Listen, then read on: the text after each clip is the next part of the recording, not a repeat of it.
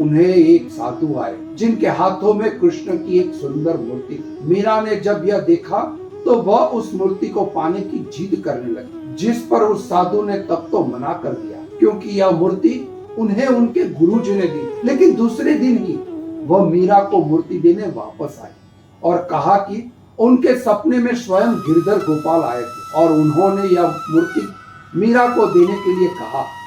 यह बात सुनकर सब चकित रह गए और यह अब मूर्ति मीरा के पास थी। अब मीरा बड़ी हो रही थी और उन्हें उस कृष्ण की मूर्ति में अपने पति दिखाई देने लगे। उन्होंने मन ही मन श्री कृष्ण को अपना पति मान लिया। वह हर दिन गिरधर गोपाल की मूर्ति को श्रृंगार करती, उनके लिए तरह तरह के भोग बनाती और दिन भर उसकी सेवा करती। परंतु इस बात से उनके पिता चिंतित थे, क्योंकि मीरा का यह आचरण स्वाभाविक नहीं था और उसकी माँ उन्हें समझाते हुए कह देती कि जब बड़ी होगी तब वो खुद ही समझ जाएगी। अब मीरा बालिका नहीं रही, अब वह मेड़ता की राज परिवार की एक युवा राजकुमारी बन चुकी थी और इसी समय राजस्थान की धरती मुश्किल के दौर से गुजर रही, जिस कारण राजपूत राज्यों के अपने गठबंधन की जरूरत थी और ऐसे ही गठबंधन बनी मेड़ता और मेवाड़ के बीच। और इसी संबंध को मजबूत बनाए रखने के लिए मेवाड़ के राजा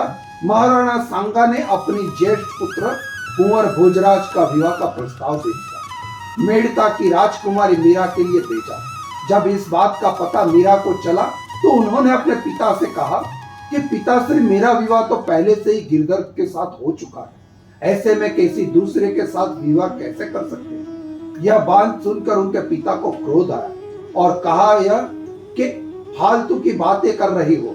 माना श्री कृष्ण हम सबके भगवान है, पर उन्हें अपना पति नहीं माना जा सकता। श्री कृष्ण ने स्वयं गीता में कहा है कि मेरी भक्ति करो, मगर अपने सांसारिक कर्तव्यों का भी पालन करना चाहिए।